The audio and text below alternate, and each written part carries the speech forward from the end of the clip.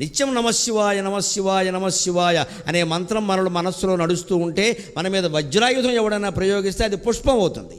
అగ్ని మంచగు, ఒకవేళ అగ్ని ప్రమాదంలోనే మనం చిక్కుపడవలసి వస్తే అది మంచుగా చల్లగా మారిపోతుంది.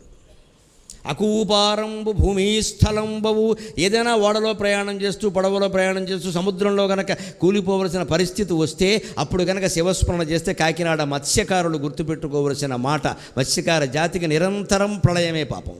వాళ్ళు గుర్తుపెట్టుకోవలసిన మాట ఒక్క మంత్రం ఒక్క మంత్రం ఒక్క మంత్రం నమశివాయ నమశివాయ. ఎన్ని పడవల్లో ఎంతమంది వెళ్ళినా క్షేమంగా తిరిగి వస్తారు. భగవత్ స్మరణ అంత గొప్పది. మనం అది ఒక్కటి చెయ్యం, తాళ్ళు పేళ్ళు అని జాగ్రత్తలు పెట్టుకుంటాం. గ్రహస్థితి వక్రిస్తే ఈ తాళ్ళు పేళ్ళు కాపాడవండి, పరమేశ్వరుడు కాపాడుతాడు ఖచ్చితంగా, భగవద్భక్తి కాపాడుతుంది.